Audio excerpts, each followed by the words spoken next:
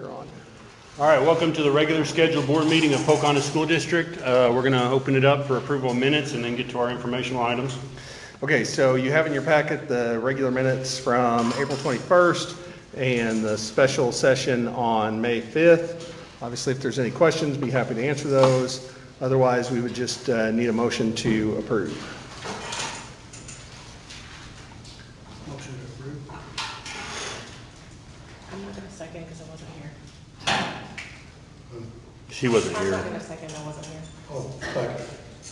We have a motion and a second to approve these meeting minutes. Everybody in favor say yes. Yes. Motion passes 4-0. Okay. Okay, so we have our first informational item, the update on the instrumental and vocal music programs. All right, I'd like to kind of tell the story a little bit here. I appreciate all the community being here. We would like more community involvement in all of our meetings because it's like crickets in here a lot of times, and we want to kind of get some feedback from the community, but I don't know if everyone knows it, but we do YouTube all of our meetings, so you guys can watch them at any time.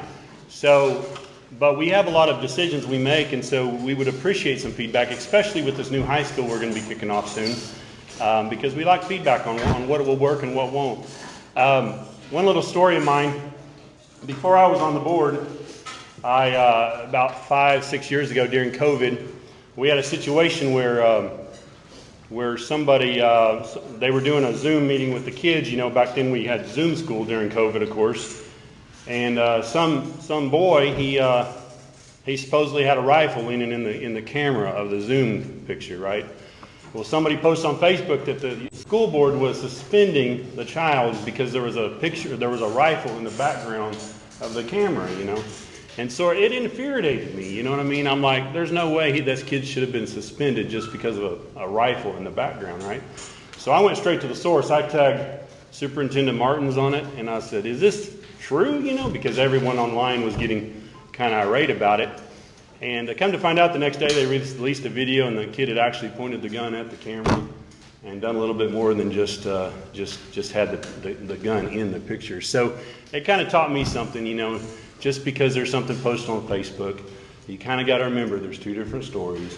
And so as being on the board, I've learned that, you know, and as having employees, I hear an employee say one story, and then I have a customer tell me another story. And a lot of times I don't want to get mad at my employee until I've heard the customer story, or vice versa, you know. And so remember, when you go to a trial, you got a prosecuting attorney and a defense attorney.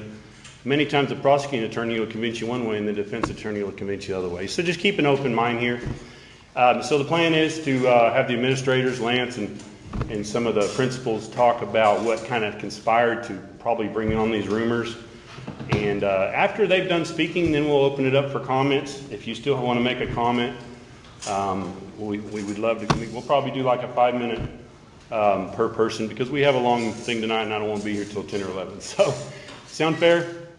So I think we just open it up for Dr. Arbuckle to just kind of speak about what probably brought on this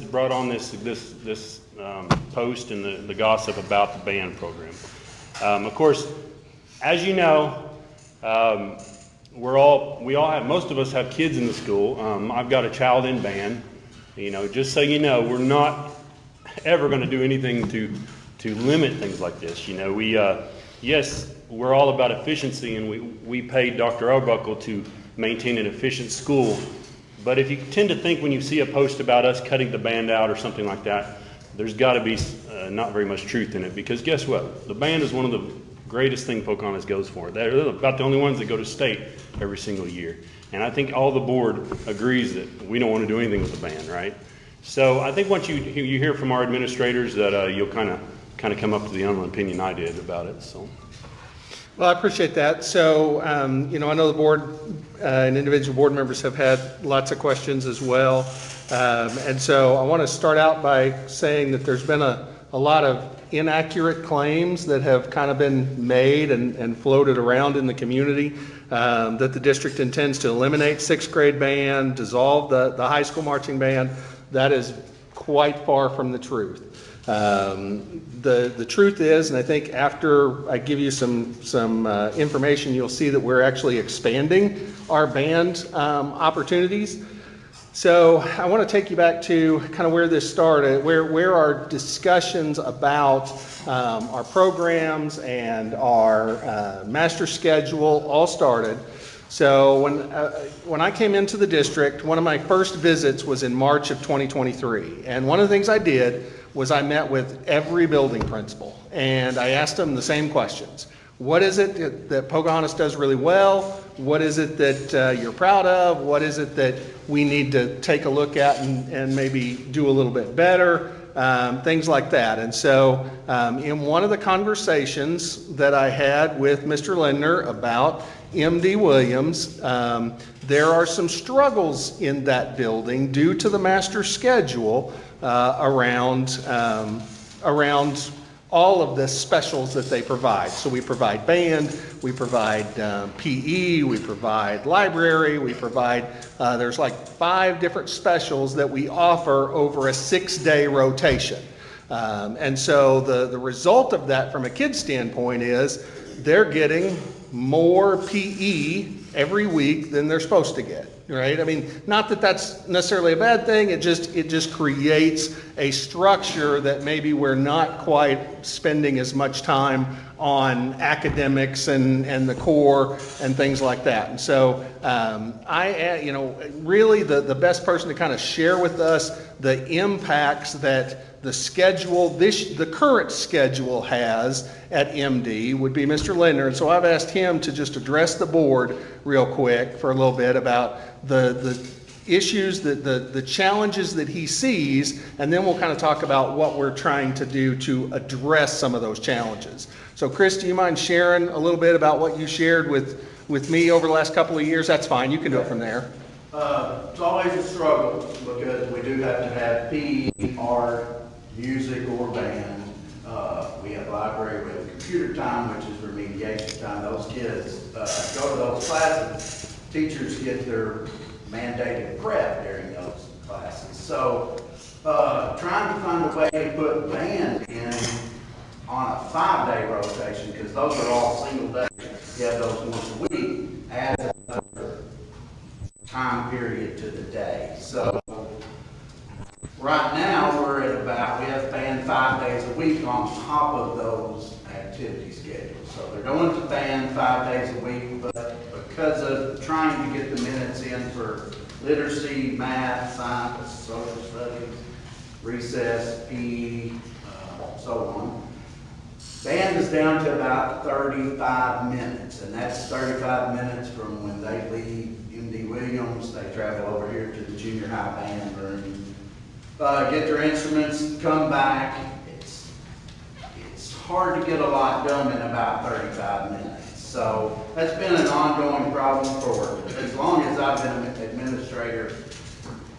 And I couldn't tell you how many years before, but I know for the past 10 or 12, it's been the same challenge every year, and we've not had any good solutions, I guess, other than keep doing what we're doing. So this year we decided let's try to make some headway, find a way. We have some kind of mandatory remediation that some of these kids need to get on the computer, face-to-face, depends on your student, but that's just another rotation throughout the day. So what we did was we met with the band, all the administrators, the band directors, and we tried to come up with some good ideas of what can we do to keep the band strong, still keep remediation going, try to keep everything just a more streamlined schedule. Well, we met 2 or 3 times, and kind of the plan that we've come up with is actually putting the band in that rotation, but doing 3 days a week band for a longer time. So what we're looking for now, instead of that 30 minutes,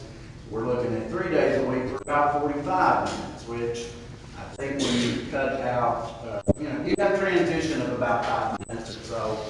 And we're pretty flexible on that coming back because it does butt up to a lunchtime. So see the kids, they don't get in a hurry, they come back, they miss 5 minutes of their lunch or something. It they're busy messing with their instrument or something. Still have plenty of time to eat. We don't, they're the last lunch, so they can stay late, but, just looking at, we're about the same amount of time within about 10, 15 minutes, but I think with the transitions and that shortened time that we're at now, I think 45 minutes in 3 blocks will probably actually be beneficial and give them more time to actually be participating in bands. So that's what we're looking for this upcoming year. Definitely not cutting out bands. So one of the questions that we were really trying to get to at the start was, how do we get, because what you heard Mr. Linder say is, right, that music or band, right, that music experience. Our band kiddos, though, are actually having music and band, right? So they have 2 experiences. Again, not necessarily a bad thing, but it requires kids to be out of the core classroom longer as well, right? And so the question we started with was, how do we get all 6th graders a music experience at the same time, right? Whether it's band or general music or perhaps choir, what did that look like to be able to do that? We actually started asking that question last summer for this year. And there were a lot of obstacles, a lot of struggles. We just weren't able to get that figured out last summer. And so we've come back and we re-asked the question. The thing that we didn't do last summer that we did this summer or this spring is we asked the band teachers to help make some of those decisions. So we included them in discussions this year that we didn't include them in last year. That wasn't meant to leave anybody out. It was just trying to figure out a master schedule, right? And so out of those conversations, you heard Chris explain that we had really 2 brainstorming sessions. We wanted to get some more information, so I know our band directors contacted local school districts and said, okay, what are you doing? What does that look like? The feedback we got is they're in a similar boat. They really don't have a good solution for it. And so that's, Chris was in the middle of making the schedule or coming up with some options for schedules when all of this sort of blew up, right? Now, on the flip side, we also are trying to offer more things, more experiences to our junior high kiddos. Because one thing that we have realized this year is we are very limited at the junior high with options for our kiddos. And so Ms. Miller has been working on a schedule that includes, I think, some additional band courses. Is that right, Ms. Miller?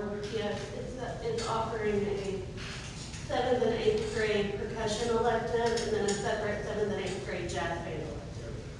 So we're actually, when you look at it, at the schedule as a whole, we're actually adding more instrumental band experiences to all of our kiddos across MD and the junior high, right? Restructuring, again, as Chris said, not getting rid of, restructuring what that 6th grade band experience looks like to try to give us, and I think in our conversation, Chris, you correct me if I'm wrong, I think it looks like we're going to be able to find 90 minutes of small group instruction time that will include all kiddos, band kiddos and non-band kiddos.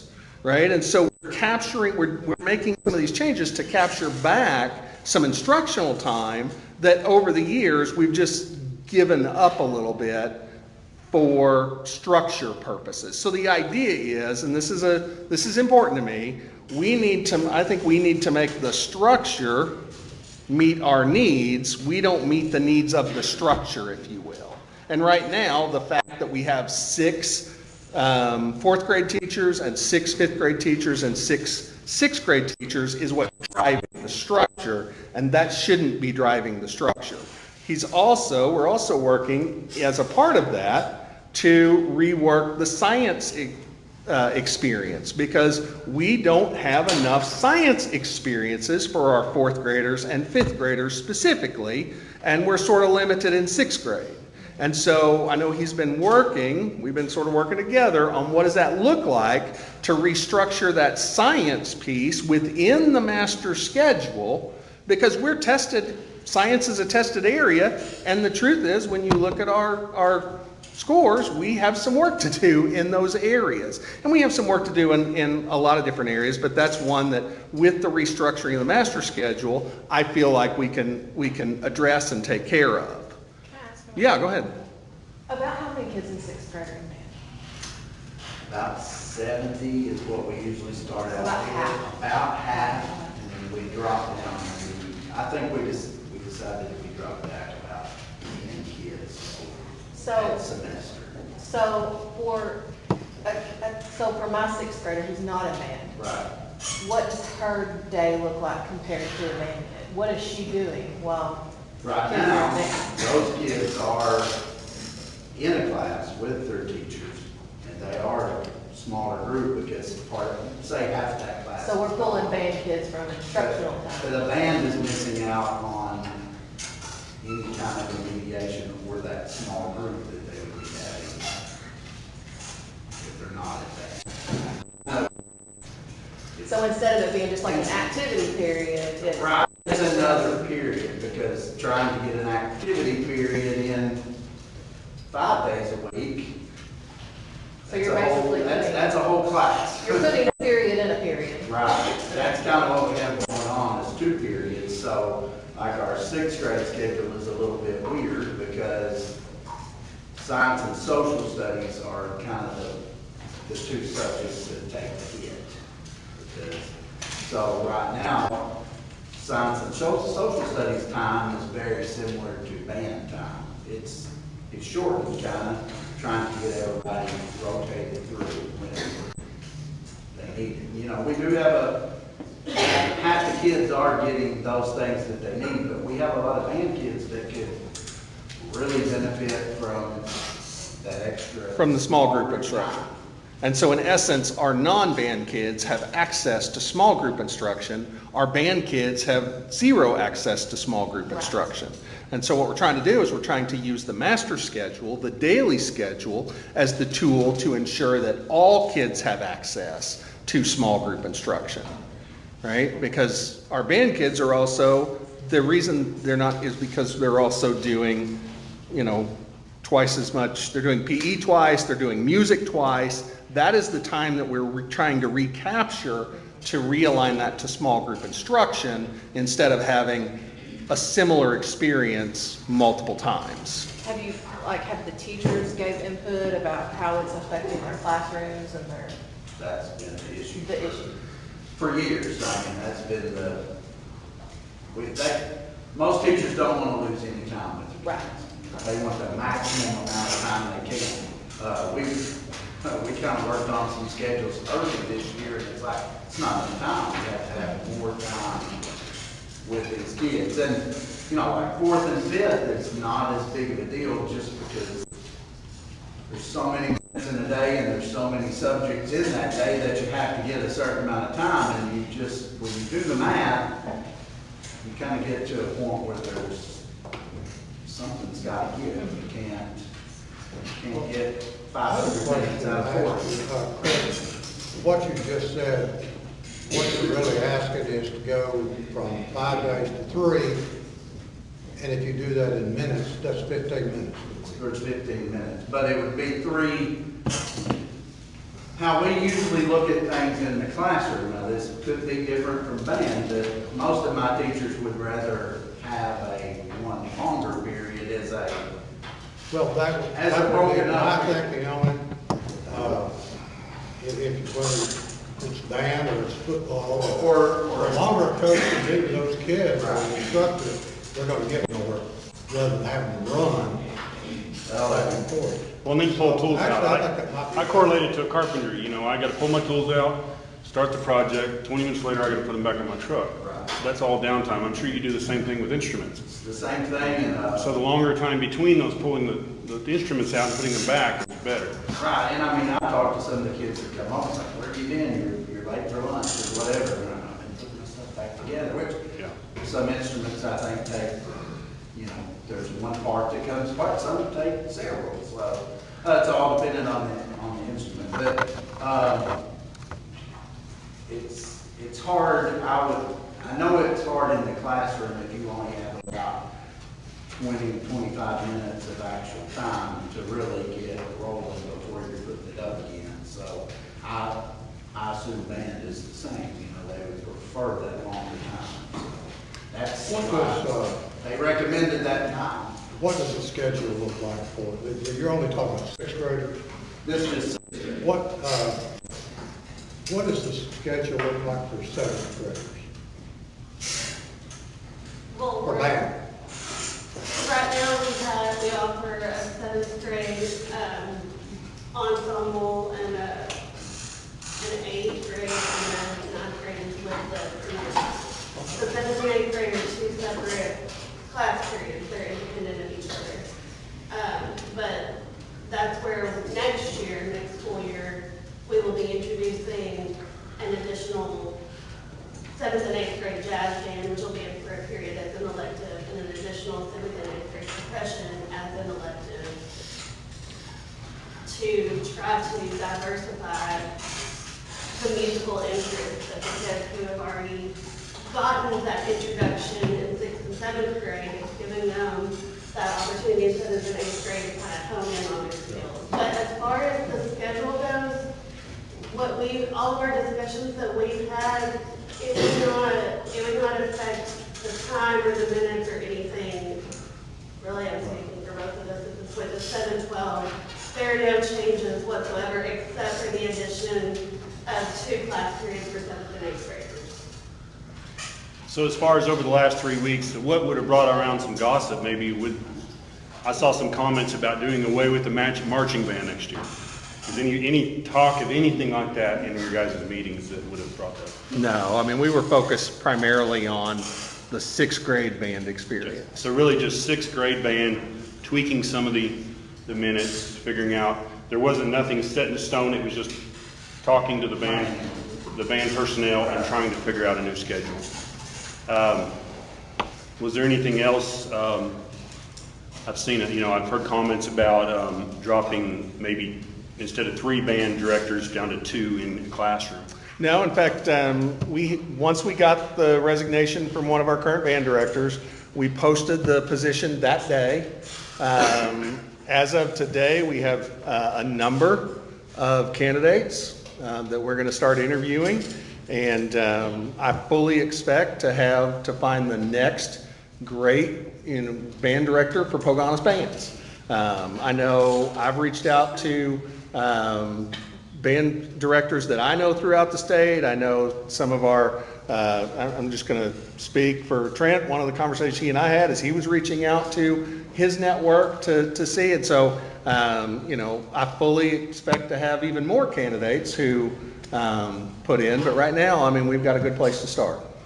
Well, I just, as a board, and I think all the board members would probably agree with me, is, nothing against you, Casey, but if you guys have 4 or 5 football coaches, I think band works just as hard as you guys, so I would advise you not to limit, the amount of band personnel to keep our kids educated.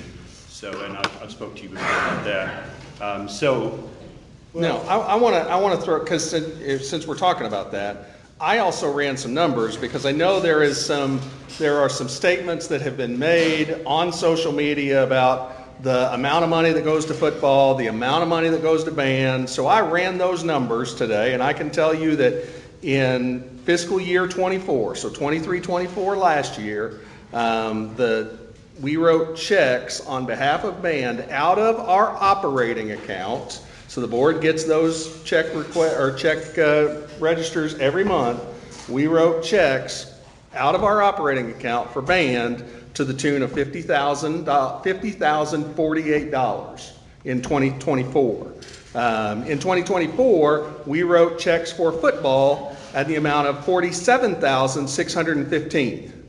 So in FY24, this district spent 105% on band that we spent in football. Okay, I did that same thing for FY25, and that number jumped, as of right now, those numbers are $39,367.02 in band, and for football, $32,588.30. So I feel like that, and that's not salaries. Now, I kept all the salaries out of it, but I think, I hope that we see from those numbers, from the checks that we're writing, that we are supporting band equal to, in these 2 years, a little bit more than we're supporting football, and that's even counting shoulder pads and helmets and instruments and all of those things. And so I think that's an important distinction, that we are supporting all of our programs to the level that I think they need to be supported to, and we only want more opportunities for kids. I want more kids out for football. I want more kids out for band. I want more kids out for golf and choir, and you name your activity, I want more kids out for that. And that means, what work do we have to do as adults to recruit those kids? Right? If we want more kids to play baseball, then the baseball coach has to go out and recruit those kiddos, or football, or band, or choir, and I think that's an important distinction. Right? Do you want any more administrators to say anything, or? Unless they've got anything, I mean, I think we've answered Well, the questions that I think the only board thing I'd had. say, obviously, I don't know anything about this, I don't do social media. This is what I do, but I know that I've been involved in this school over 40 years. I've been on the board for 30. And we've had an outstanding band, we've had outstanding programs. It's just a really simple to me, if a kid is not involved in something good, they're going to be involved in something bad. So I think we're, as Dr. Arbuck said, we're trying to get those kids. Reaching, that's why we're adding shooter sports this year. Get more kids. We added swimming a couple years ago. You know, we want kids to come out, and we don't care if the football coach has got 100 players. That's what we want. We want the band to have as many as we can. And I think, I think it's up to us as adults to encourage our kids to try this. If it's 6th grade band, try it. See how you go. But we've had an outstanding band, and anywhere you go, and I'm around a lot, in Northeast Arkansas, Arkansas, we've been known for band, just like we have for golf. So y'all can all be proud of your kids. They've done a great job. So you're just going to start going down the list, name by name. Any other board members? So try to limit it to 5 minutes. Just say pass if you don't want to speak. Tricia Thielemeyer. I just want to address what this man over here commented about, if they needed to take like 5 minutes from their lunch time. I believe their lunch time is already pretty rushed as it is, so I would I think that'd be pretty hard for these young kids, leaving band and skipping 5 minutes extra on their lunch, because I know they'd be, like, they already rushed through their lunch. I know that. I have enough great nieces and nephews in this school, and that's the only reason I come to the football games. I show up at the end of the third quarter, I watch the halftime show, and I go home. I'm here for the band. That's it. Like, that's the only reason I'm here. Another thing is cutting it down to 3 days a week. Like, I understand the reasoning and why you need to do that, but I also kind of see that, what if we took kindergarten down to 3 days a week and then expected those kids to learn to read? Would they be able to read?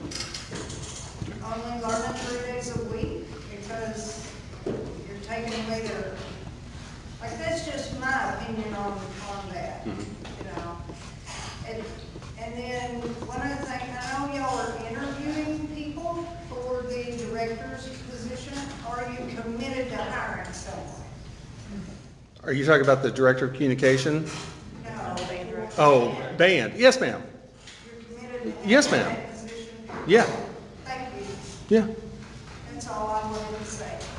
Thank you. All right, thank you. Debbie Dawkins.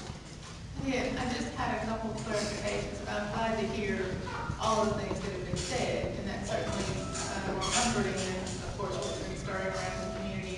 kids and everything. But I'm wondering where the idea came from that we were not going to have 3 band directors, that we were only gonna have 2. Was there any basis to that? Was that discussed at some point? Did someone just overhear something wrong? Do you have any inkling of how that came to be, if that's never been a thought? I can't tell you. I wish I knew. That's never been brought before this board. So, That's never been this. so your whole idea is to maintain 3 band directors and maintain a junior high band and a beginning band. Yes, ma'am. That's why we're expanding junior high band, and we posted that position immediately. Understood. Are they all 3 titled band directors? Mm-hmm. Okay. I did have a question for you. I didn't get your name. Lynn there. Okay, you said she asked, well, the band kids are at band for their 35 minutes or 90 minutes, whatever it's gonna be, and she asked what her child was doing. Did you, the way you said that, it sounded like they're in a class that band kids are missing out on. What class is that? It's just their homeroom. They're with their homeroom teacher.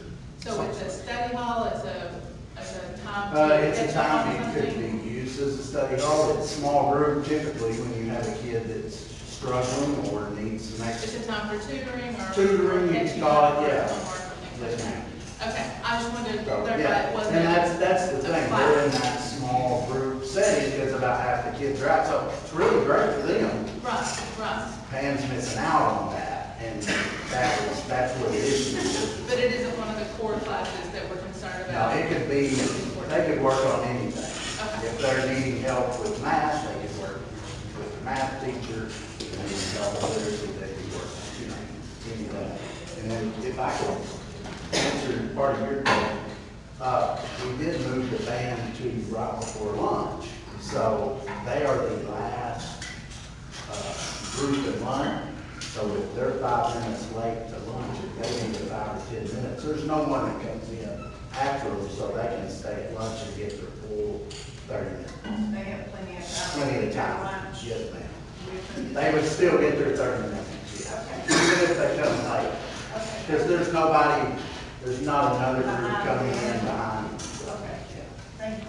You're I welcome. have one more question.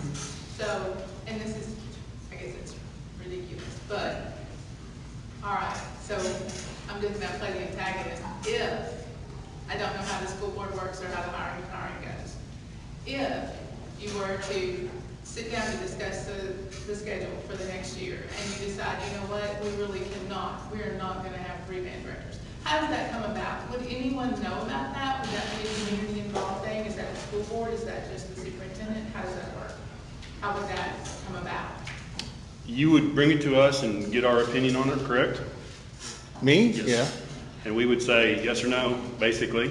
I mean, we have the authority to drop an employee out. I don't think any of us are gonna do that. Now, I was just curious, yeah. because that way, that may, keep from having all of the work Yeah. come about if we know that that's a process. Yeah, he runs everything by us before he makes some major changes like that. Like if he's gonna add a position or drop a position, he informs us that his plan is probably next year to do something.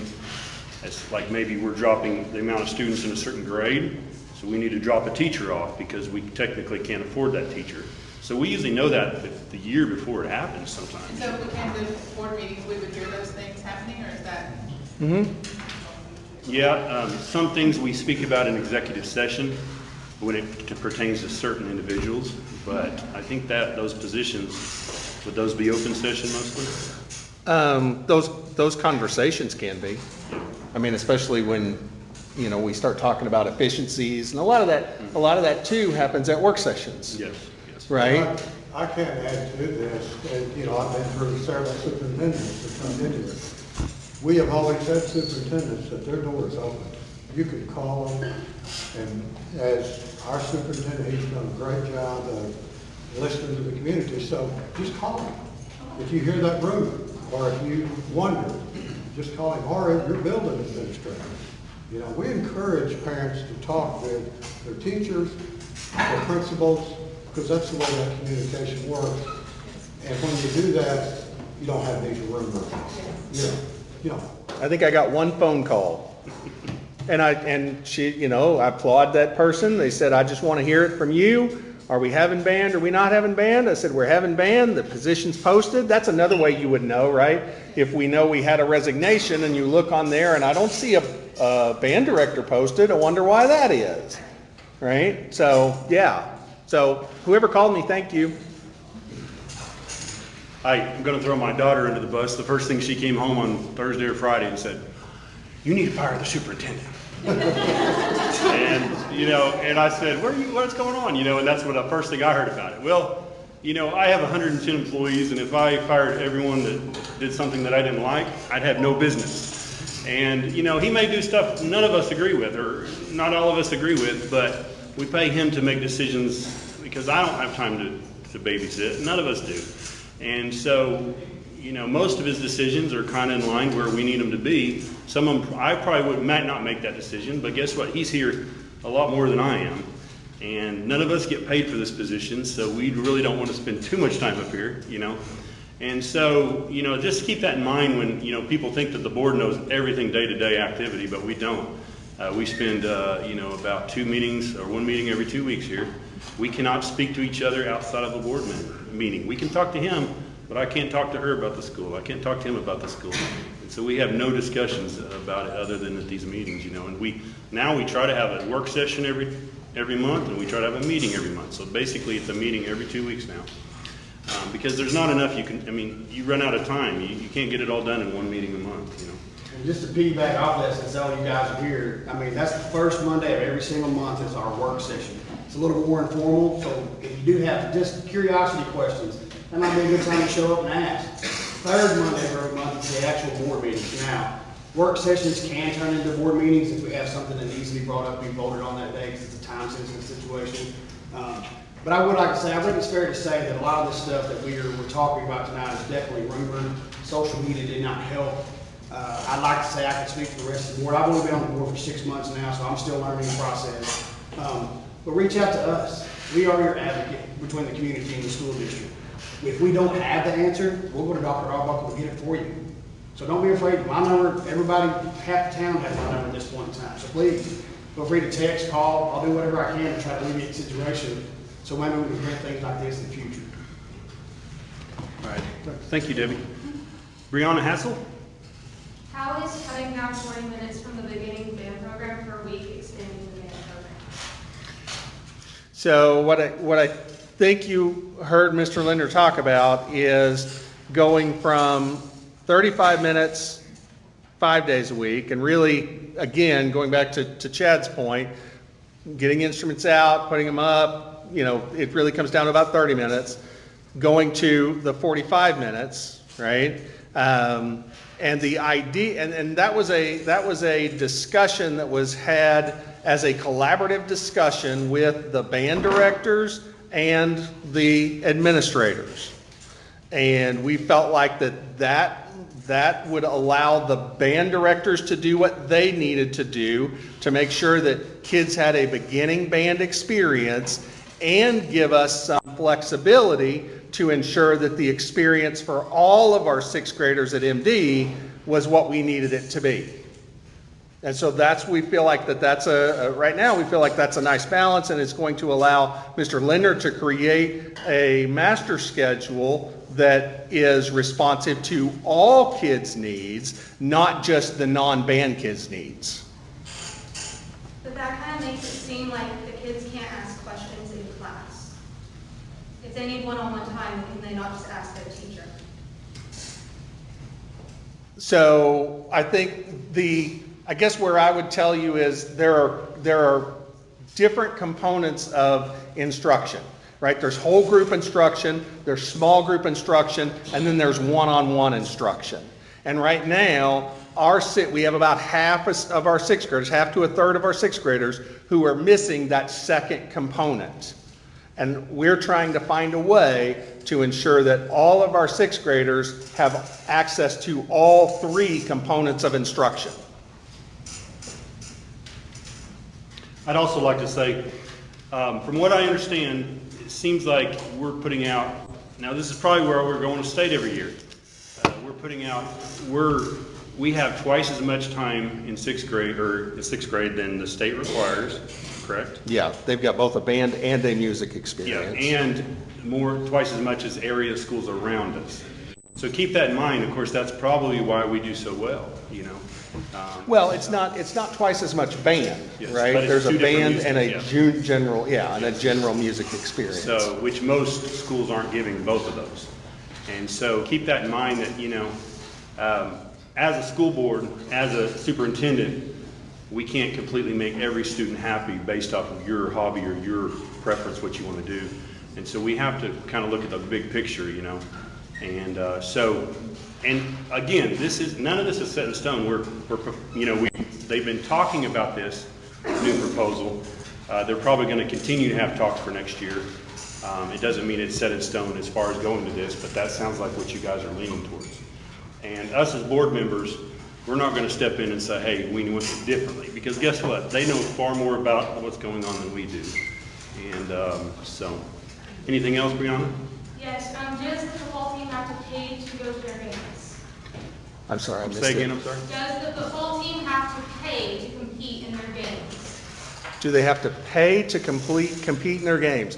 There are costs associated with the games because we have to pay a scheduler and we have to pay for the field crew. So, I mean, and that's just the first two I can think of. But yes, there are costs associated with that the district pays on behalf of our athletics teams. And do you know about how much that goes up to? Was that part of your figure? Yeah, I mean, that's all wrapped up in that $47,000 figure that I gave you earlier. Okay, because I know that the band has to pay for each competition it goes to, including region and state. And that is a structure that the state of Arkansas has set up. You know, and it's not a structure that we have much control over. Okay, and then my next question is, will the new band director have to do any other job, like choir director or anything like that? That is not in the plan. Is that it? All right, thank you, Brianna. Chad D. Shaw.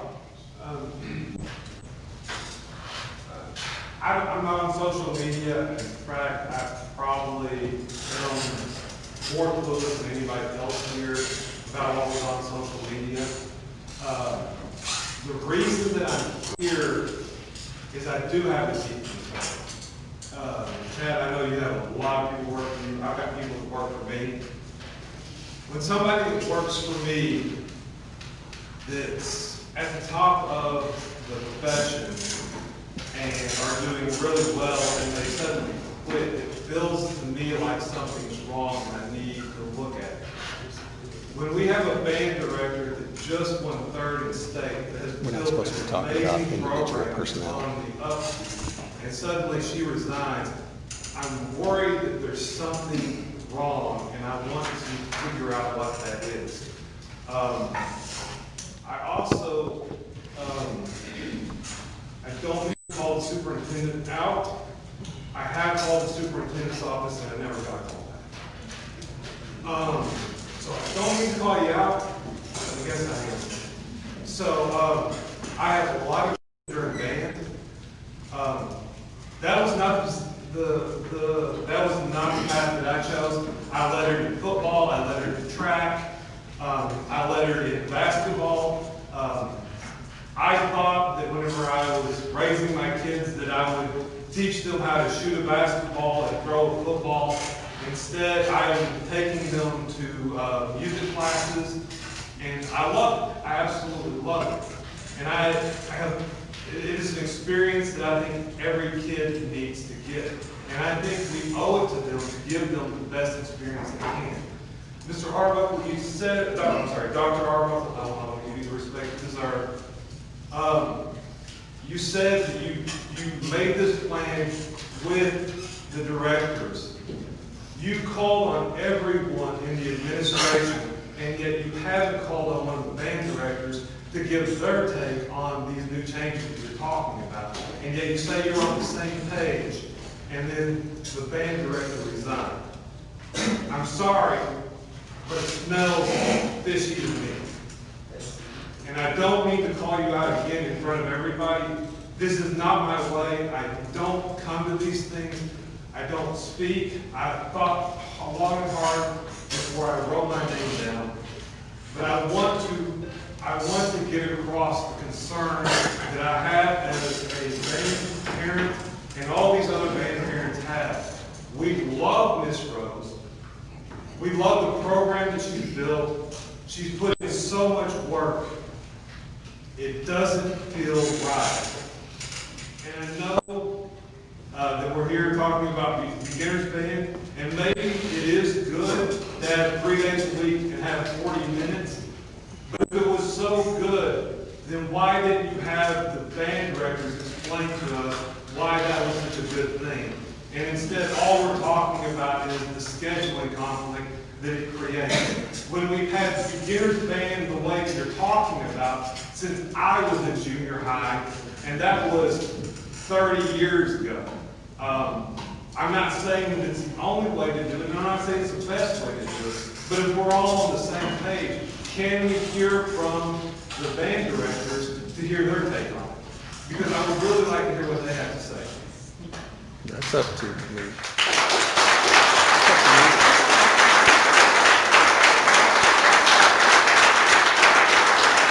Actually, that's up to the board.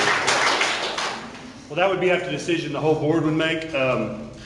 As far as reaching out to people, I mean, over the last 3 years, I've reached out to half a dozen people that have left the school just because I want an exit interview. I don't want to reach out to a teacher when they're employed here, but if they leave, I want to kind of know why. I want to know what the issue is. I'm a problem solver, and I did reach out to Mrs. Rose. We can't speak personnel in this meeting about personal things with employees, but I did want to kind of know her side of the story. Is she here tonight?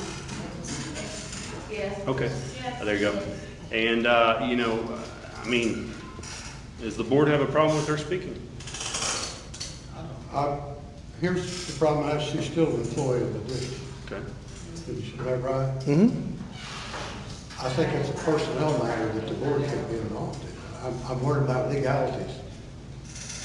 Am I right, Dr. Elba? She's an employee. Mm-hmm. And all due respect to you with your employee, this board cannot look at your personnel file. We have no authority. It's against the law. So for us to hear something concerns me, that we'd be violating the law. I don't know, I'm just thinking from a legal standpoint. For her to speak on her behalf, you violate the law. That's correct. If it's a personnel issue, I don't know, I'm gonna look. I don't know what, I don't have a problem with it, I'm thinking about. it's up to you all. Yeah, I'm fine. Guys, I've been around here a long time. Well, then it's a vote of 3-1. All right, so guys, we're going to go ahead and put a vote to let her speak. I'm one of those guys that I'm willing to risk a lot of stuff.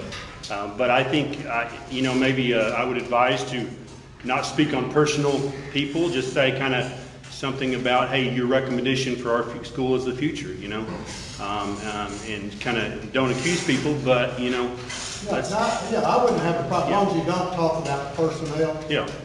And- I think it'd be fine. So I will entertain a motion to open up for another person to speak. I'll make the motion. Second. The motion is second to allow Ms. Rose to speak. Everybody in favor say yes. Yes. Motion passes 4-0. Would you like to speak? Come on up. So there's many things that I'm just concerned about. When it comes to beginning band, we were called into a meeting and we were told 3 days a week. We were not really asked. There's a big difference there. If you cut down a program, it's from the beginning, you're cutting us at our knees. And I know you're saying you're extending our time, but it's like what someone else said earlier. If you only see your kindergarten class 3 days a week, and I know that at one point we were talking about a 4-day school week, and it's the exact same thing. We don't want to do a 4-day school week because we're not seeing our students. We still see them the same amount of hours, but we're only seeing them 4 days instead of 5. And it's showing across the state, and you brought this up when we were talking about a 4-day school week, that we don't want to do that. because test scores were going down and all these other things. And yet you're taking a program that we have, from Howard Dunn to Brady to me, we have kept this program strong, and we get called into a meeting and we wasn't really asked. We were told that this is how we're gonna do it, and I understand both sides, I get it. And you know, working with the 6th grade teachers, we love them, but it's hard for us to look at the mastery schedule and you say we're cutting from social studies and science, and you look at the mastery schedule and they have the exact amount of minutes as 4th and 5th grade. And they have the same amount of win time as 4th and 5th grade. And you look at it and we're confused on, it's like we're being attacked and said that we're not teaching our kids down there. We're teaching from bell to bell. They get their instruments out and we're working. And the kids who are over here, you've seen this year with iReady, test scores have gone up at MD. We're not hurting test scores. It's proven that music enhances test scores.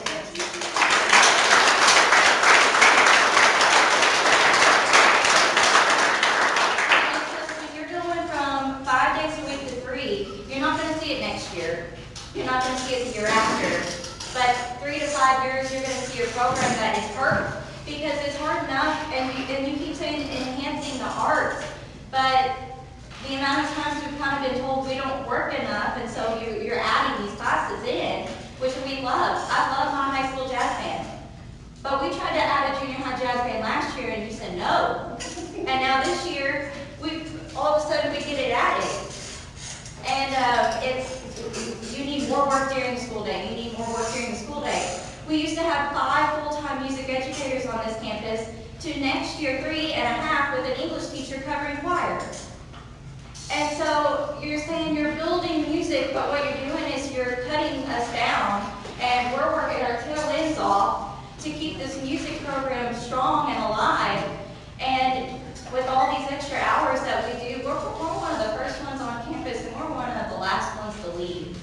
And I know you're looking at numbers between football and band and stuff, but when we compare numbers from 6th through 12th grade to the football numbers, we should be spending more money. We have more kids. And we're looking at operating, but you're not looking at activity, and we don't have a band booster. I'm having to do everything on my own, and every time I ask for a band booster, I'm told no. And so there's so much extra work involved to run this program, and these kids work their tails off. I love them to death, and there's a reason why I'm so sorry Facebook exploded. That's all what my reasoning was, but it's because they care and they love it. And that's my story. All right, I appreciate it.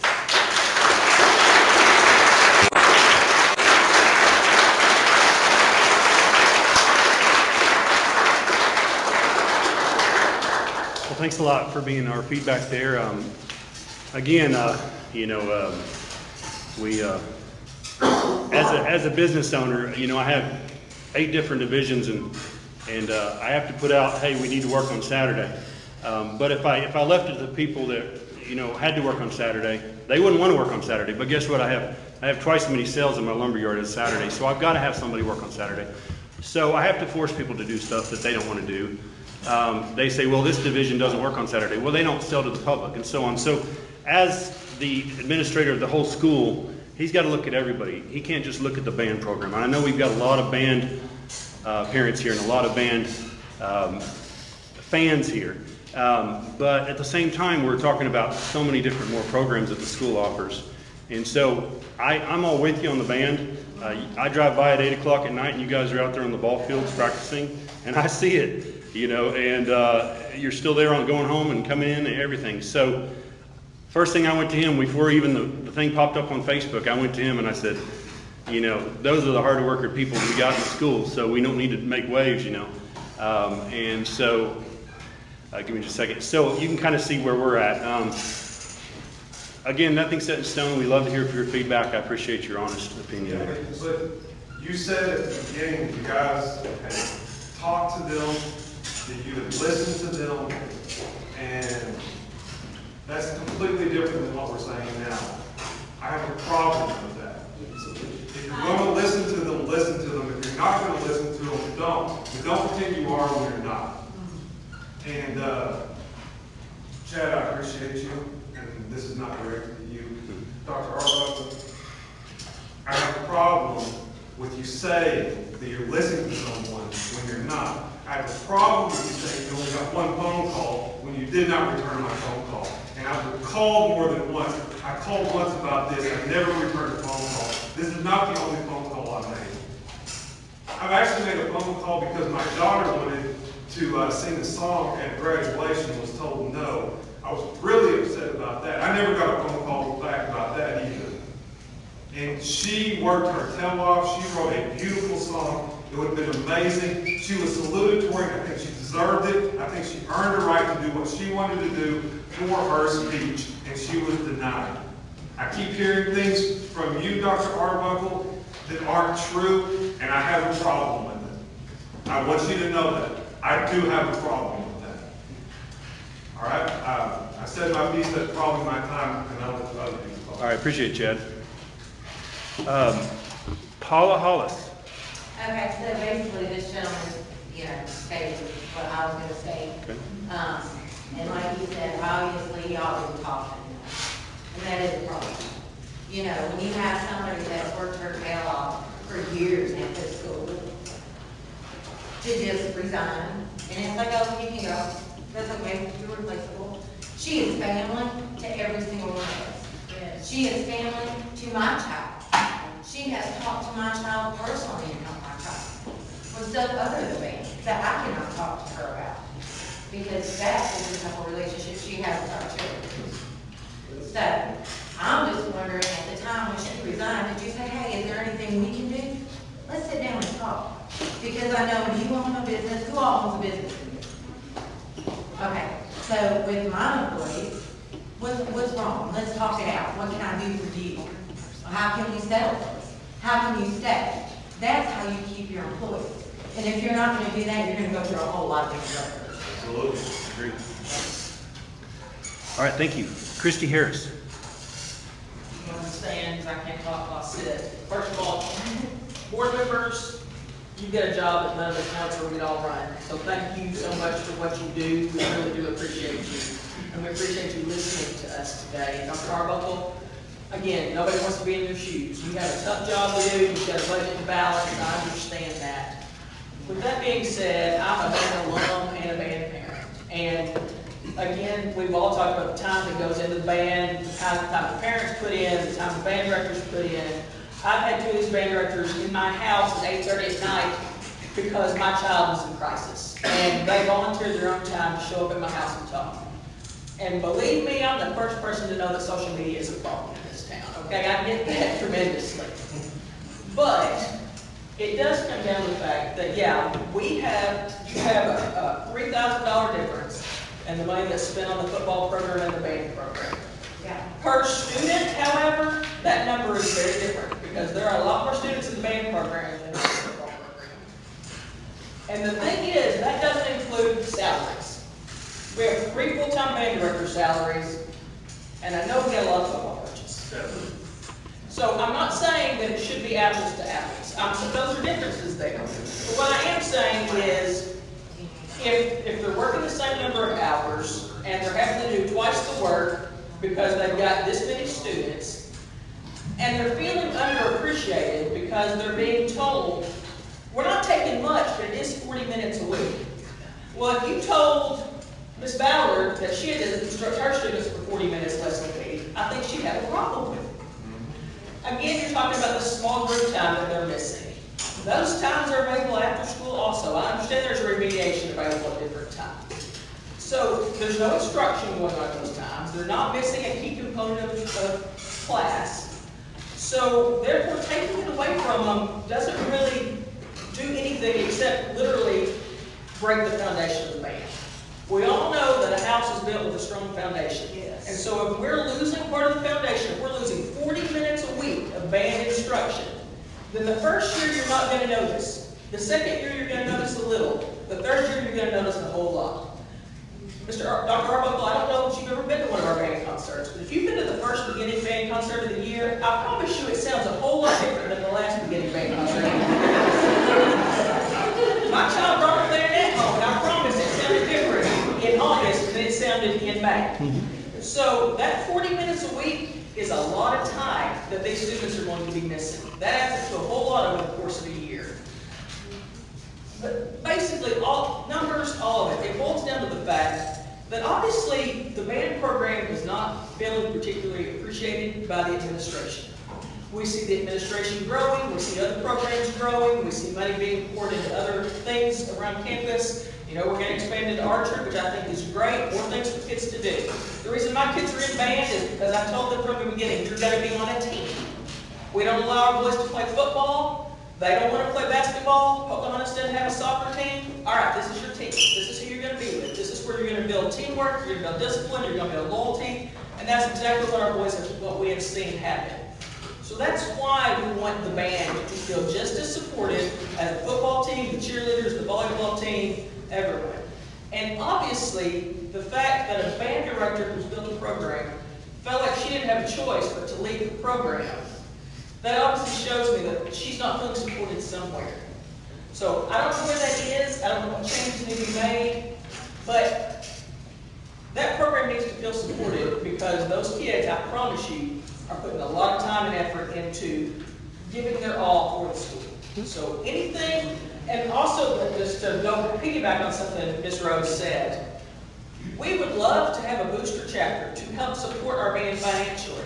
We have been told that the administration doesn't want it, or that the parent won't step up for it, or that somebody can't do it. I don't know why it hasn't happened. It happened many, many years ago when I was in band. We had a band booster program that was very active to help support the band. Why that can't happen, I don't know. So if that's something that we can ask for, I'd love to get involved with that. So, Okay. thank you for your time. I appreciate it. Yes, on that note, I don't know if I've ever been hit up by the Pocahontas Band for a donation. You know, just about every other organization I have been, so that would be a good start. And I don't want to overstep, my child is in the band also, I'm a big band supporter, but I do want to be fair. Everybody wants to keep bringing up football, and I get it, it's the big sport, etc. But keep in mind, all the football coaches teach other things besides football. They are all, I'm just saying, they are all classroom instructors too, so they're not just doing football. And so are band directors. I didn't say they weren't. I was just making it clear that they are classroom instructors just the same. So let's be fair to football guys too. Let's go ahead and move on. Let's move on to Sarah Dollins. Sarah. I'm here. There you are. A lot of the questions I have weren't been answered. A lot of the things I would have already said have been answered, or been said. But just to kind of say something that Ms. Rose, or go back to something she said, you're only taking 40 minutes away. But as a teacher of 14 years, if you don't see those students every day, that rapport is broken. That relationship that you build with them every single day, you start to see a break in that. So I think to cut it to 3 times a day, like she said, you're not seeing them face to face. You're not building that same relationship that you have in the past. A question I did have though is students that are, 6th grade students are receiving general music and band. So students receiving band, why are they also receiving general music? It's just law, they have to. Are students doing both? No, that was the question that was originally posed. How do we get all 6th graders a music experience at the same time? Right? Because some are going to want band, some are going to want general music, some are going to want maybe choir, right? And that's where we started about a year or so ago, and we worked through some things, and for a variety of reasons, where we got to was we can't do that right now. So we came back and asked that same question again this year. How? Because I got to believe there's a way to do it, right? Where every kiddo gets to choose, I want general music, I want band, I want some choir, or maybe it's just band and general music, because that's right now what's going on. And that was the impetus of the conversation. Okay, thank you for clarifying that. Thank you. Joey Bryant.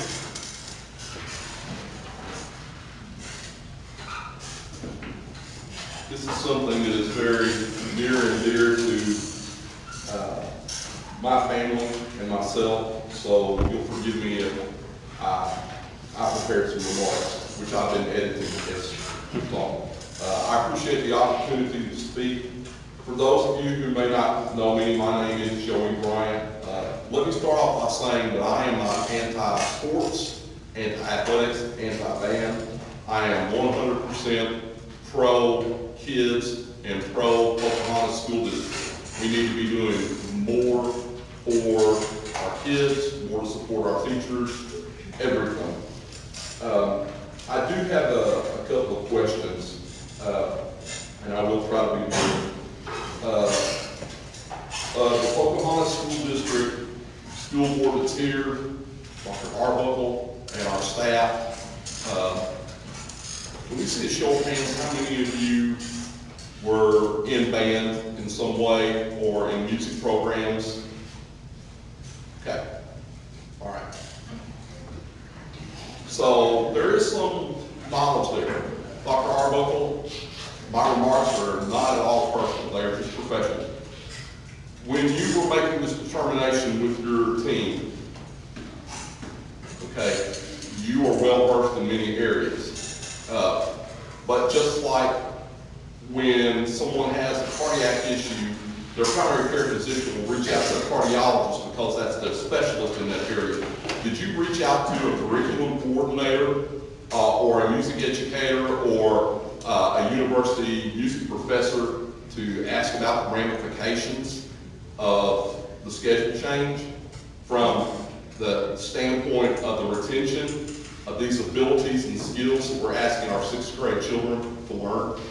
I engaged with our current staff, band directors, building principals, and district level administrators. Quote unquote experts in that area, such as our band directors. What was their response on that when you talked about reducing the schedule? My perspective, right? Because I don't like this. No. You're asking me, so I'm going to give you where I'm at, right? Okay. Because I don't like this my truth, our truth kind of thing, right? Sure. I think we all have different realities. So when I was a part of those conversations, I felt like we were having a collaborative dialogue around options, right? We had a meeting, I don't know, a week before, probably a week and a half before all this kind of blew up, and we brainstormed some options, didn't really come to a solution. There were, I felt like our band director said, hey, we'll make some phone calls, we'll call around, we'll have some of those conversations. We came back and met, felt like we had a collaborative conversation at that point until I realized that others maybe didn't feel like we were having a collaborative conversation. Okay. So anytime there's an issue with any of the other areas of curriculum, you would reach out to other experts. Right? In some cases, you'd be mandated by law to reach out to the Department of Education or something like that regarding curriculum or schedule changes or things like that. Okay. All right. Frustration at an early age and starting something, especially when our kids are young, that's going to make them just want to quit all that much more. Early years are about fundamentals. It's about learning things, okay? And our band director is absolutely right, and others who have spoken. We will not see this effect for probably 3 to 5 years, but it will happen. Just to give a quick pedigree about myself, I did marry. Even though I'm not from here, my dad retired from the Marine Corps. I married a woman who was in the band program here under Mr. Dunn, and who later, when we came back here, taught here. My father-in-law served on the school board for many years here, and we've had several kids in our extended family go through both the band and the athletic program. We're vested in this community, and I understand what you guys are going through. Dr. Harrison and I both are just recently retired from serving on the foreign court, so we understand what you guys are going through. I grew up in band and music. I also grew up in athletics. I have kind of an interesting perspective in the fact that when I got out of college, I coached 5 years on Division I, and I also participated in a competitive drum line and drum corps, which is considered the highest level of marching band that there is in the world. So I look at it from all aspects. I'm gonna tell you right now, from an outsider perspective, our coaches do a phenomenal job. It doesn't matter the sport. With the resources they have, the staff that they have, I would probably say that at least 50% of schools our size have larger staffs than what we do. So those folks do a great job. You can't have a good band program with less than 3 full-time band directors. The reason being is because the minimum you can break it down is brass, woodwind, and percussion, okay? That would be like saying to a football coach, okay, I'm gonna give you 2 coaches, all right? One for offense and one for defense. It ain't gonna work, okay? You're not gonna give those kids what they need, plus it's gonna give them a competitive disadvantage. Now let's look at it from a business standpoint. It is a proven fact that a strong fine arts program is vital, okay? In an article published just last year in Forbes, when schools are strong, the social and economic benefits to the community are substantial, including lower unemployment, reduced crime rate, and better health outcomes. One study found improved education increases tax revenue with a return of $7 for every $1 invested. And you're comparing apples to grapefruits when you're talking about what you spend on football versus what you spend on kids, okay? You're skewing the data a little bit in the fact that let's match it up and say, how much per athlete have we spent versus how much have we spent per music member or per band member, okay? Finances has never been a concern in this county around here, but especially in this town. When our kids and any of our programs need something, this community rallies around, we make it happen. Whatever we have to do to raise the money, okay? This community cares about our band, it cares about our sport program. That's evidenced by the turnout that we have today. In Florence, South Carolina, You just as an can example. wrap it up in about a minute, Joey, please. Okay, I'll wrap it up, I'm sorry.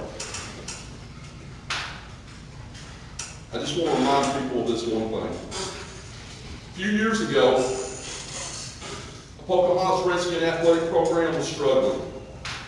A decision was made that a change in leadership was needed and more resources would need to be allocated. After a comprehensive search, a candidate was chosen. It required a commitment for greater resources and a commitment to providing other support as well. But our school leaders knew that our kids, our school, and our community deserved the best that they could provide, and so that man was hired, and he was given every resource that could possibly be provided. That man was Coach Dave Williams. And ever since then, our football program has been known for excellence consistently, and one that we can all be proud of. All right? My point is that before y'all make this decision, first of all, in my opinion, with all due respect, we need to hire a head band director as soon as possible, or hire another band director if you want to promote one of the ones we have up. Get them involved on that because it's going to be their program. Because guess what? If that program starts to go down, who are you going to go to? All right, you're going to ask them what the problem is. Okay, so get them involved. Give them an opportunity. Thank you. I appreciate it, Joey.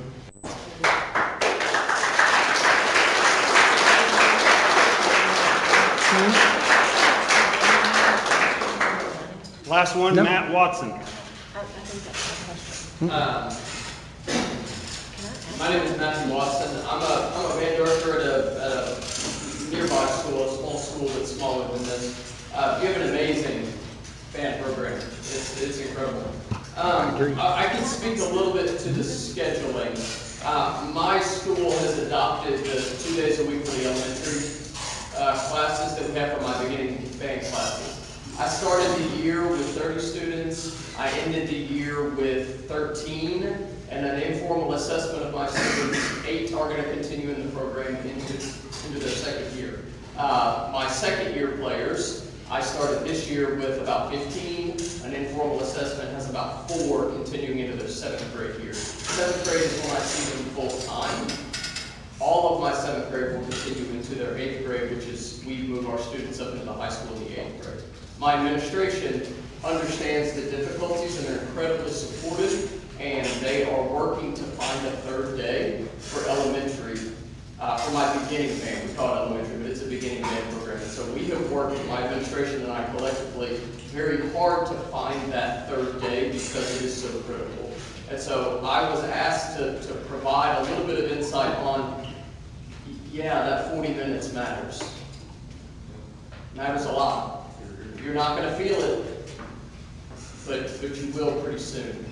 I'm struggling to make sure that my kids are moving up, and I have students that are all state players. I have a student that just made solo and ensemble all state. We received a superior concert assessment. This is a good band program, and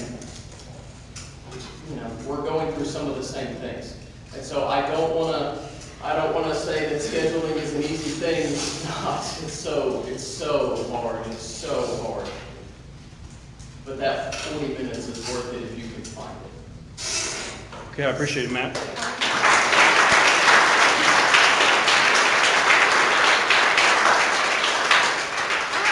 I have a question for Ms. Rose, Mr. Smith. We got other band directors here. I know there's been a lot of talk about the money and how we're not putting the money in the band and how we're not, giving what we can. And football has been brought up a lot, but football does go around and ask for donations, and they get sponsorships for some of the things that they do and some of the things that they put on the field. And what has prevented the band for asking for more money? I've not seen, hey, the band needs $20,000 more dollars. Issues with money. That seems to be a big topic tonight, though. And the booster program would be a massive asset. I don't want to. And I know from tennis, a booster program, it takes the parents doing that too. So what I'm saying from a board perspective is the money has been mentioned a lot, where we don't put the money in the band and per student, and the band has more kids. But this band program also has not come to the board and said, we need $50,000 more, so we don't have to do this. Can I speak to that? Sure. Because I'm one of the ones that brought it up. I don't think it is a money that we're asking for. I think money indicates interest, and I think money indicates that there is resolve. Yes. And so, like, for instance, last year, the band wanted to go to playoff games, and we were like, well, the money's not there for that. Maybe we're going to take a smaller band because the money's not there for that. It's not the fact that the band feels underfunded, it's the fact that the band doesn't feel supported, and doesn't follow support. And there are band boosters, there are band parents that volunteer a whole lot of time, that can stand and support the band. But your money from concession goes right back into band. That's exactly right. So so there's parent interest in helping more, but we're told that we haven't been able to be a fundraising arm for the band because we don't have a booster club through the school. What happened to the booster club? I don't know what happened to the booster club. I thought we still did. 30 years ago, we had a booster club. Trent, can you say something that I know you're. Oh, yeah, I was just going to say, I've been talking to several other directors comparing some numbers. And so, for example, and I know I'm going to be comparing schools from different sizes, okay, but I would like to say that we are roughly the same size as several of these band programs that we're going to put out there. Some of them are bigger than us. Some are smaller, but we're all about the same amount of competitiveness when it comes to pushing for the same First of all, I'd like to bring up is Jonesboro. They spent over $100,000 on their marching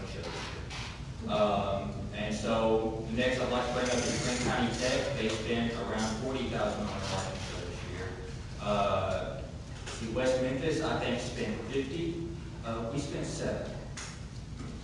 To kind of compare, like, for that, and I'm not saying, and this is not, and I don't want it to misconstrue this to anybody, this is not me complaining about money, because we've been very well funded, and I don't want that to be misconstrued, because the school has done a very good job financially of supporting that, but I also would just like to make it clear that that has been just as much of a result of us and her especially, of making sure that we can fit within those constraints. We all know how much of a push there's been in the past couple of years, especially of making sure that we have enough money for this building, and making sure that we have enough money to go. And if I'm being completely honest with you, I would much rather have 3 full-time band directors and go back to having 5 full-time music teachers than I would to go and ask for $150,000 in our band budget or $200,000 in our band budget, because I feel like that. A good band needs money, but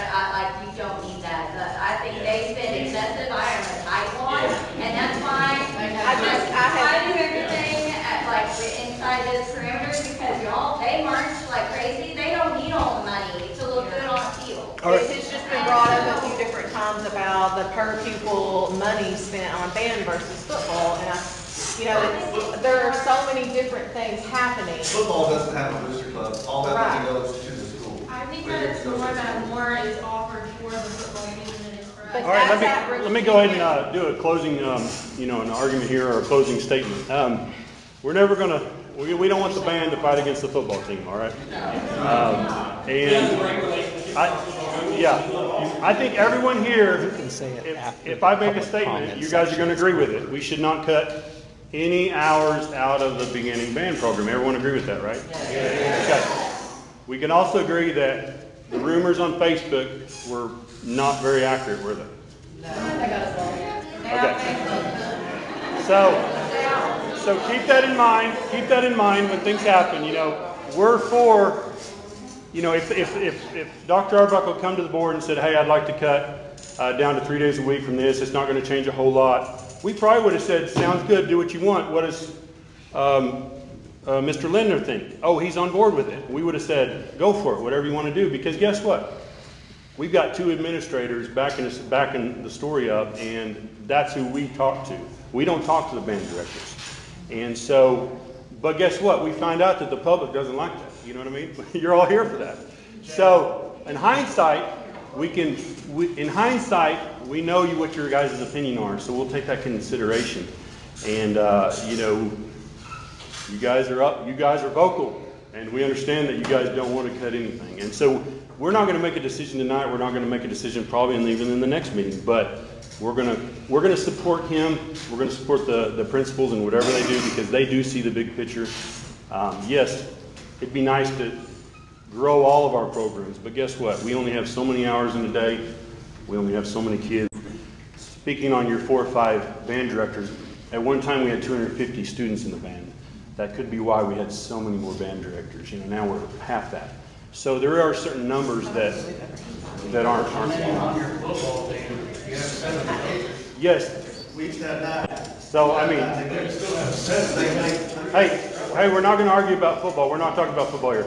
You guys agree? If we cut hours out of the football program, we're going to have football parents here arguing with us. So, there you go. So I appreciate all you guys coming. I hope you stick around for the rest of the meeting, because we have a lot more points we're going to talk about. I would love for you guys to get involved with the new high school. The same amount of enthusiasm. So I'm sorry we put rules down here as far as. The choir at all. Like there was no choir session. I didn't hear on the replacement match. I don't think we're doing anything different with choir, right? At this point, we're meeting the needs of the requests that we have for choir. So I again, think that's accurate, correct? Again, I hope the public understands we're trying to do the best thing. We're not going to eliminate stuff like you think we are. We're not the evil man you think we are. I'm not saying that just 40 hours a week. That's 40 minutes a week. That's 1,040 minutes a year. I know, yeah. That's quite a bit. For sure, yeah. So we're going to move on to the next agenda. Feel free to stick around. we better just move on. It's one of the fire, Can you bring it forward? All right, let's wait. All right, guys, I appreciate you guys coming. We're going to move on to our next meeting. Thank you, guys.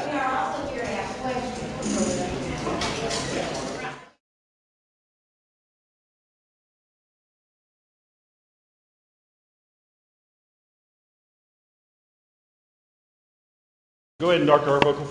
Okay, so item 3.2 is this is another informational item. This is a high school science lab.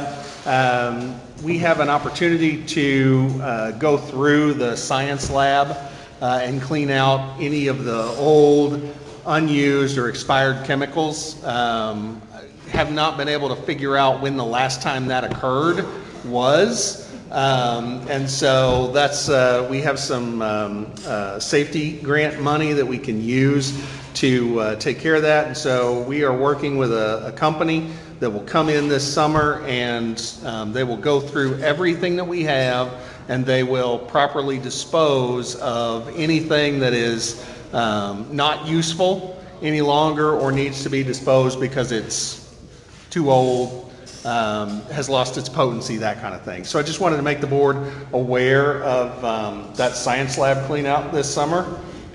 Obviously, if there's any questions about that, I'd be happy to.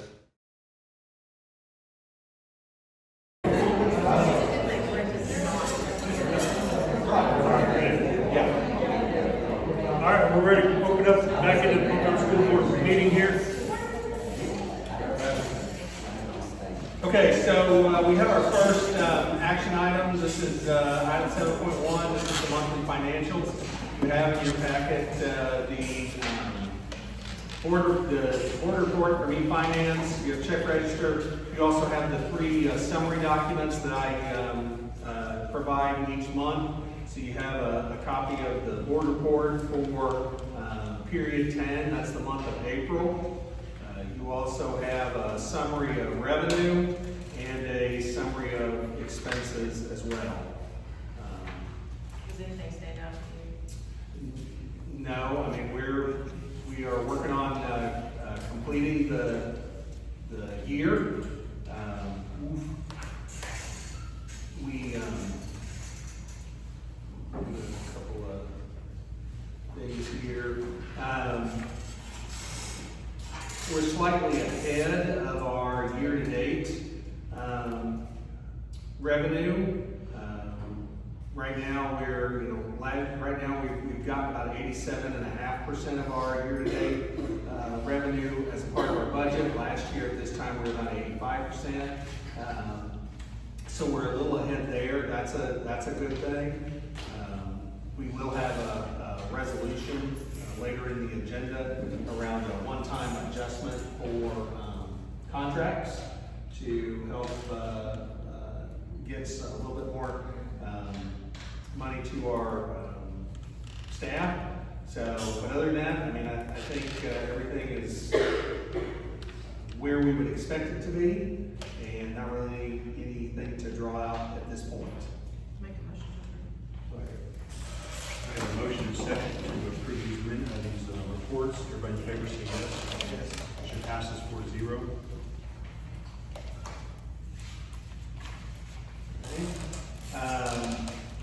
Next item, 7.2, is the BRTC Career Coach. This is an annual agreement that we have, so this would be the agreement for next school year.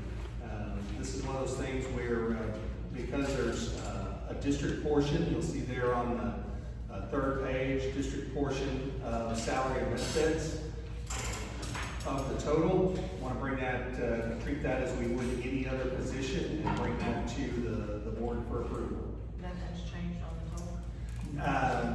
No, nothing has changed since, you may remember, I think it was back in February, we had to adjust that dollar amount from what the board approved in last spring based on some changes to the law. And so that is the number that you approved in February, this is that same number going forward. approve this career coach salary? Everybody in favor, say yes. Motion passes 4-0. 7.3, we discussed this at our, at the board work session. So what you have is we have some interest in outsourcing the custodial service at the elementary school. So what you have in your package, you have two different proposals from two different companies. We have representatives from Swept Away here at the meeting. If you had any individual questions that you wanted to ask them, I did provide the board with a summary out of some of the questions that you had at the work session.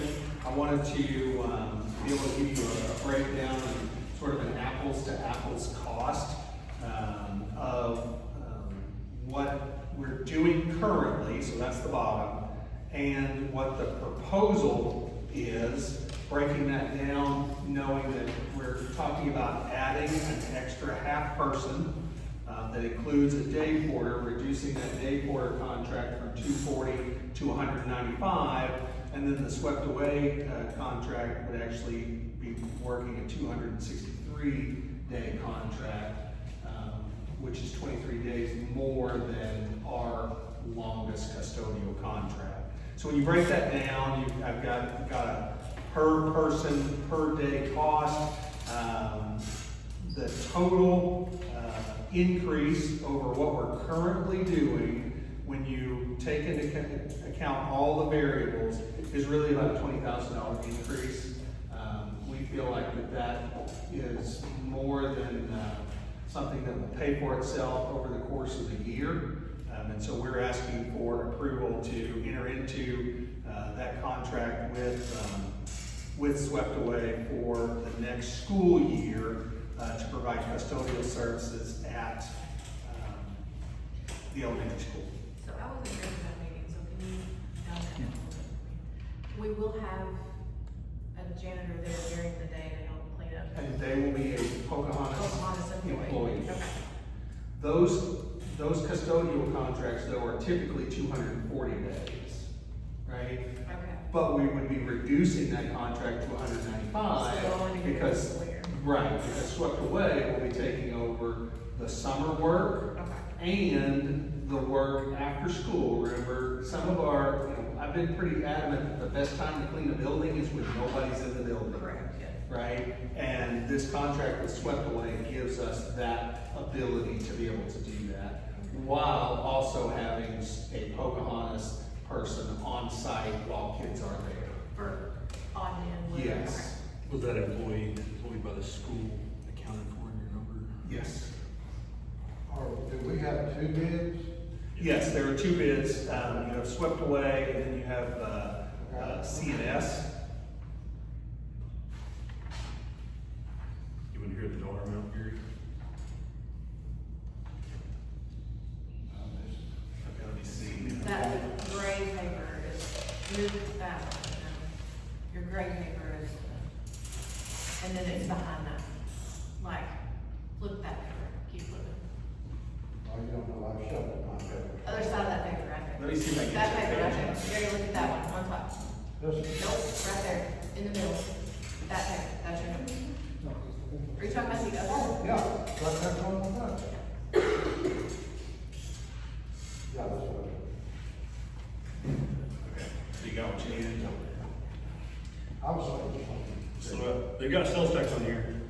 Something was changing in the Learns Act this year for the legislature about sales tax.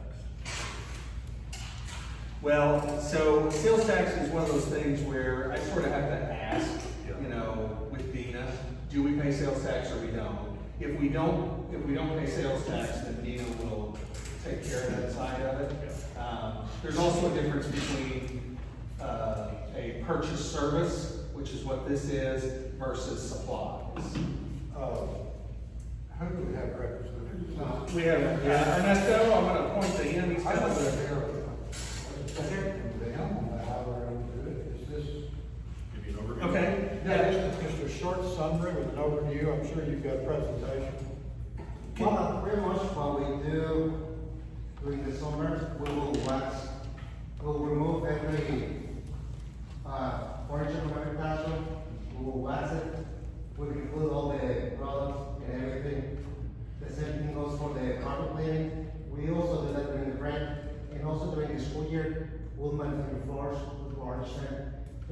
For us, it's always an incentive to keep our employees working.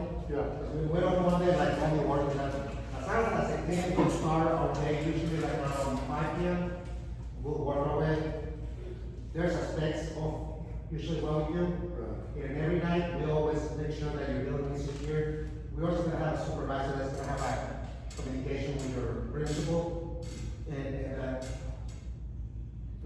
Yeah, and on top of that, one of the things that I want to carry out, and I'm really hearing about the different things that we at Swept Away, we like to be a community partner on the service. So we're not going to just meet, we're also are involved in the providing potential opportunities for students. Some schools want like sports programs, some music, something that we do also with the food bank, it's support the program, so but every school is different, so whatever your needs are, it's gonna be one of the conversations that we'll have with any of you in that regard. The other thing that was, we also service different school districts, like Westside can give you an example, because they kind of went through the same system, no, Westside. We do marine schools and as the ones that will start to improvement schools and So Gary, just to give you a little bit, this is the organization that Craig worked. He experienced some of that work, I believe, at Truman, correct? And Bethany experienced, I believe, some of that work at West Side. Come highly recommended, and so that's why we felt like again, it's worth the $20,000 increase to be able to have a supervisor who's coming, take care of those things, who, we know that, honestly, we know that they do good work because we have our employees who are with us who say, yeah, we've experienced great. We're very flexible. We won't look into any annual contract or anything like that.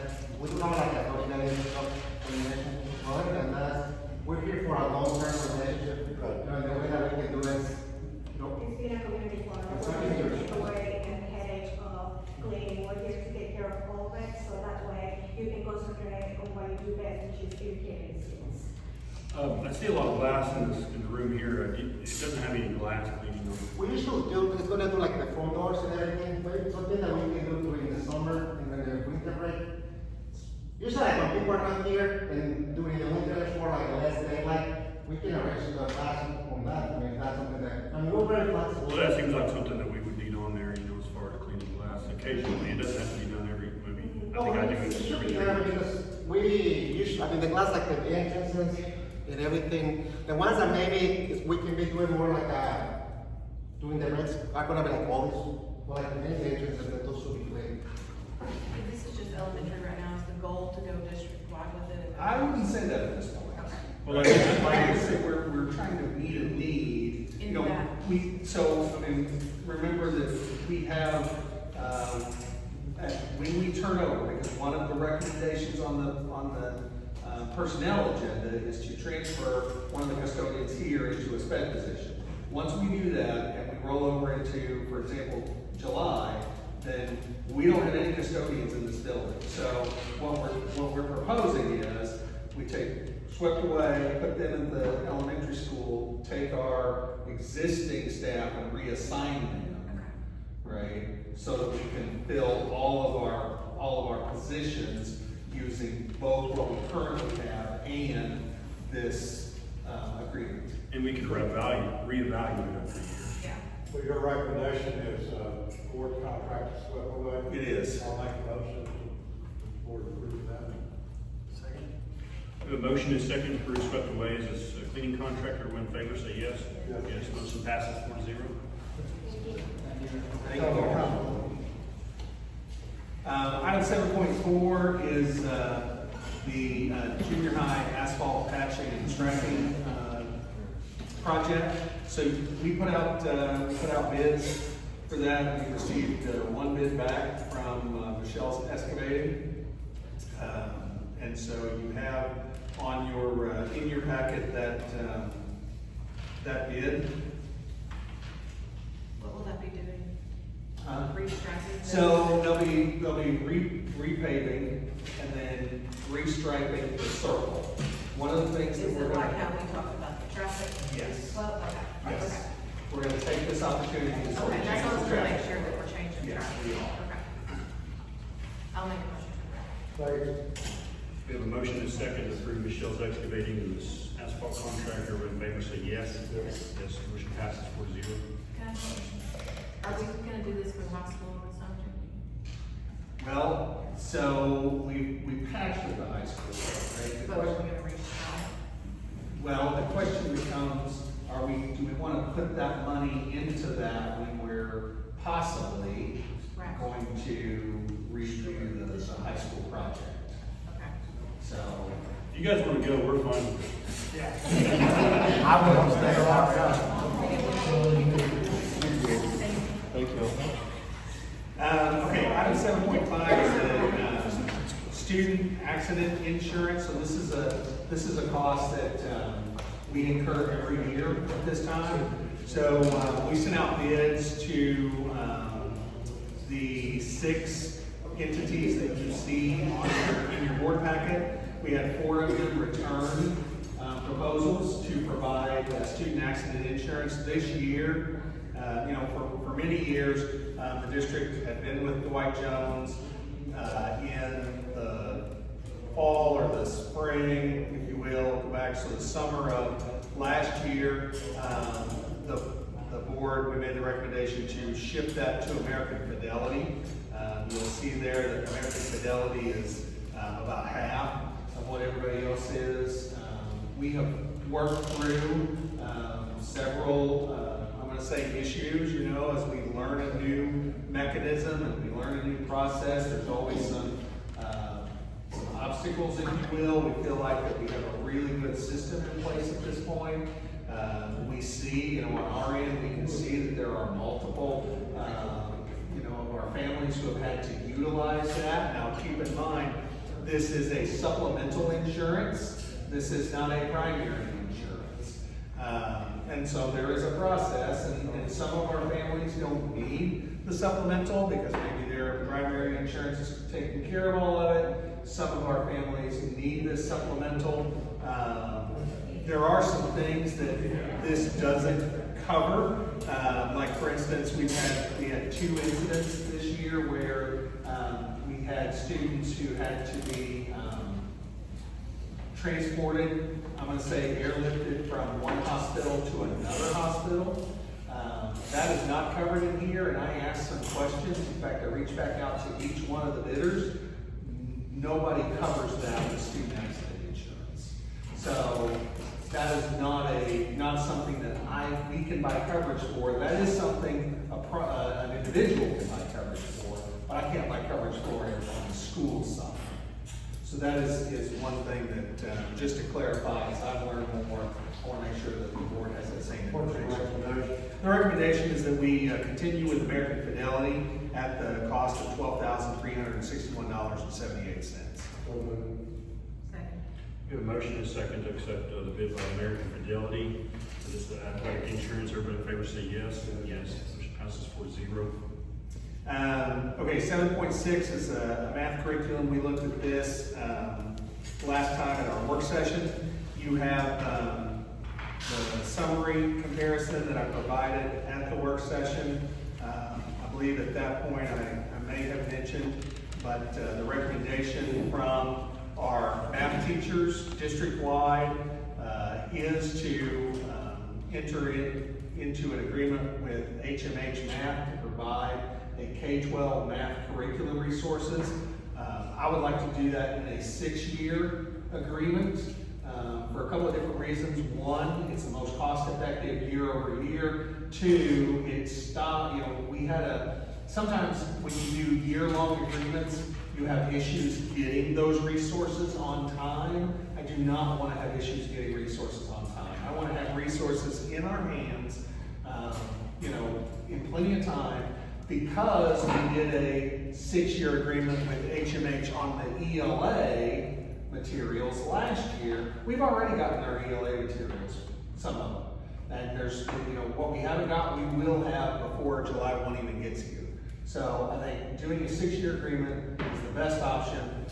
This is the option that was far and away approved by our math teachers, and I feel like we need to support our math teachers with that request. So I'm making a recommendation that the board accept a 6-year agreement with HMH to provide K-12 math curricular resources.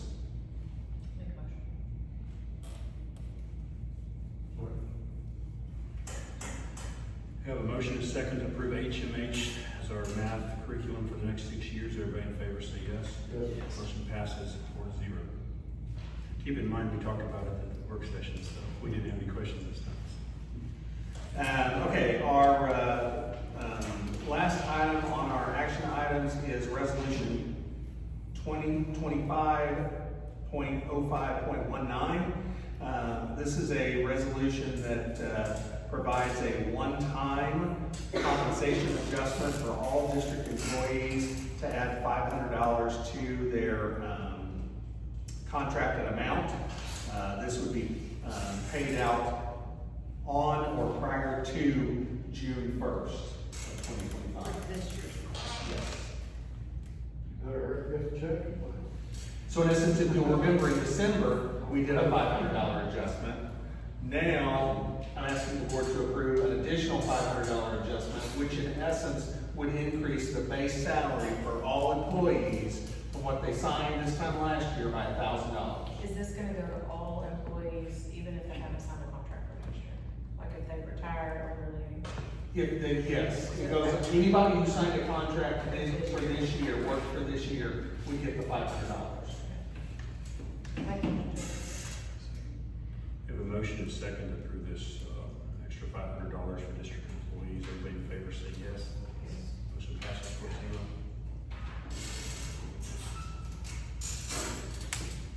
4-0. Okay, I just have a couple of things.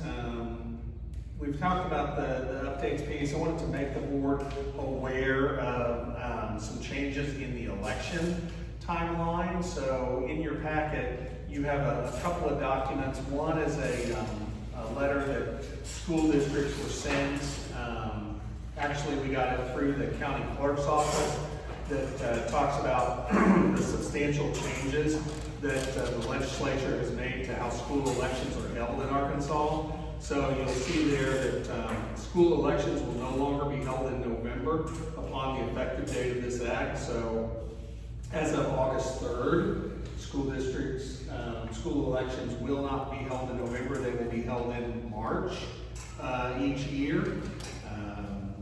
The change also applies to this November, so the opinion of the Arkansas Secretary of State is there will be no election in November of 25.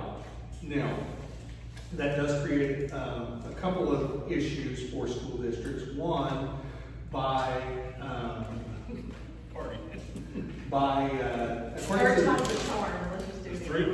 according to the state constitution, school districts are required to present their millage for a vote annually. Right? So currently, we do that in November.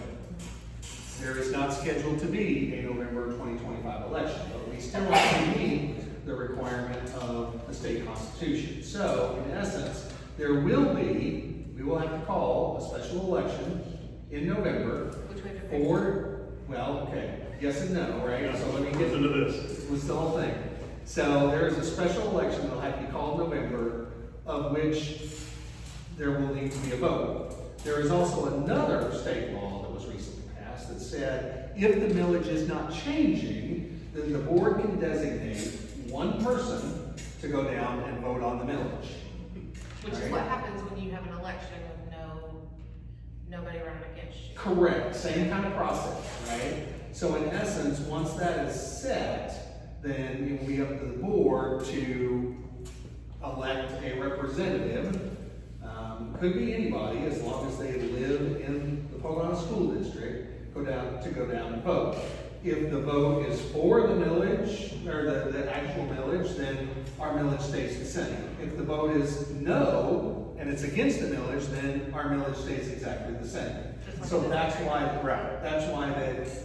that matters. Now, this is going to be super confusing for the public.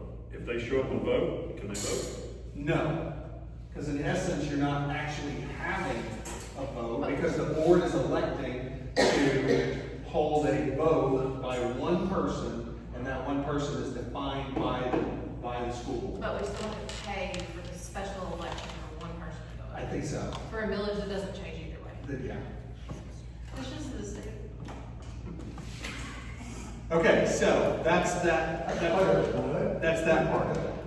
Now, you also have a document in there that talks about the election of board members.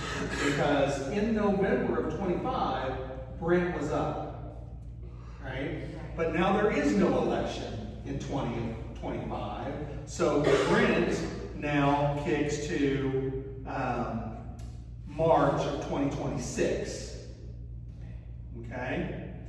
If you were up in 2026 or 2027, you are also elected in 26. So three of us. I thought it was you, but it's actually me, you, and I Brent. thought it was effective too, but I'm not. No, you get caught up in the next cycle, They owe it to me. right? Where the two of you will be up No, it's the year I was up. in 2028. It's not like they're getting paid for this. No, this will be the third time they've messed with my terms, but it doesn't affect me at all. I'm up the year, that either way. It's just March instead of It just November. affects me. Okay, so here's the other piece. At some point in the next couple of months, the board is going to have to decide, is the board going to serve for a 4-year term or a 6-year term? Because the law used to say you could be 4, 5, or 6. And so this board chose 5, I believe. Well, now they said, well, no, we don't like that, so we're going to take out 5, and you're either going to be 4 or 6. Here's why that matters. Because if you elect to do a 4-year term, then every 2 years, in essence, 3 people will be up, and then the following 2 years, 2 people will be up, right? So you have the possibility of the board turning over completely in one round. If you do 6-year terms, then it would be 2, 2, and 1, right? So what you get on 4-year terms is you get shorter terms, but the board will, could possibly turn over every 4 years because you do 3 and then 2. Are there many people want to be on here? Or you're in 6-year terms, it's longer terms, but you've got 2, 2, and 1. I'm just saying from somebody who had a 1-year term to turn over and have to do it, that's hard. And if you do it every 4 years, but then I'm not talking about changing who's on your board. Right. Every 2 years, that's hard.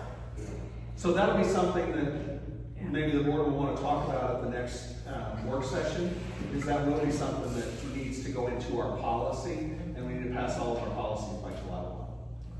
There's also the districts we can make a decision on.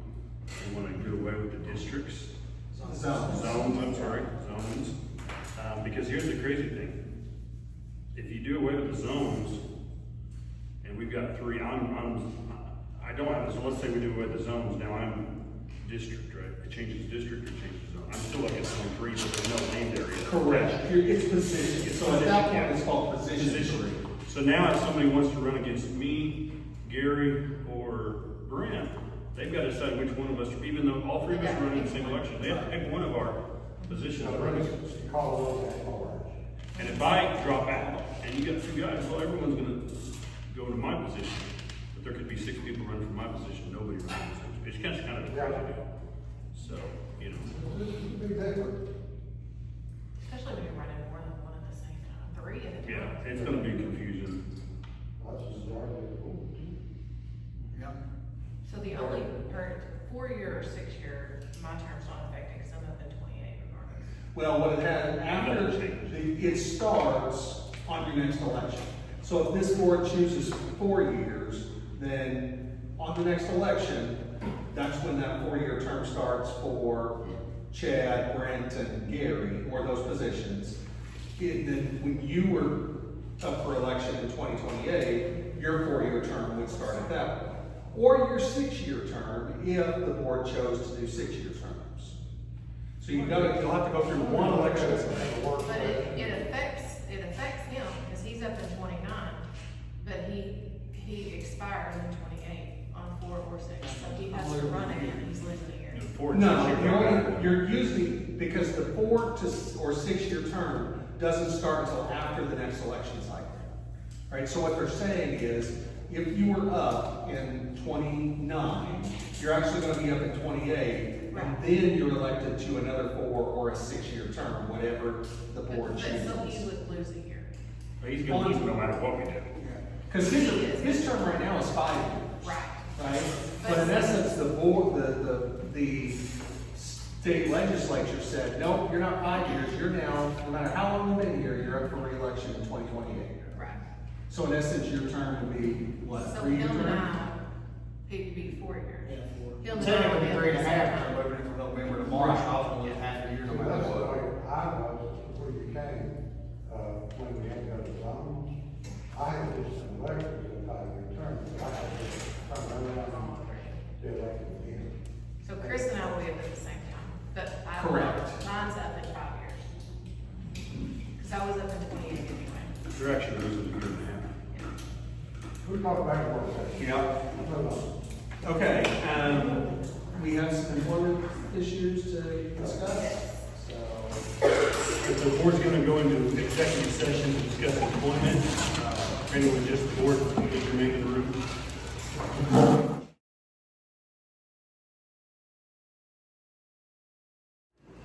Okay, we're back. All right, Pocahontas School Board is now back in open session. We have some recommendations on employment. Yes, we have the personnel agenda, so we're recommending that we accept the resignations of Whitney Rose, Van, Madeline Smith from first grade, Desiree Bailey from MD, and Lauren Sharp from third grade. We're also recommending the transfer of Keely Watson from one-to-one to self-contained classroom. Kent Miller from custodial to one-to-one, still at the junior high. Alex Avery from a title position to RTI, and Jen Milam from title to computer lab. Those are at the elementary school. We also have several new hires on the list, recommending Abby Tyler for the Director of Communications, Ashton Sutton for a second grade position, Deja Williford for a third grade position, and Fowler Maddox for the junior high math coaching position. We're also recommending one contract adjustment for Travis James to add the head coach as of shooting sports. So moved.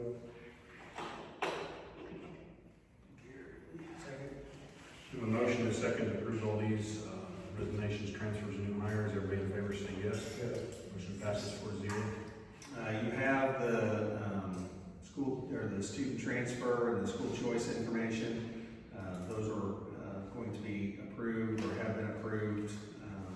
So that's informational only. At this time, if there's nothing else, we just need a motion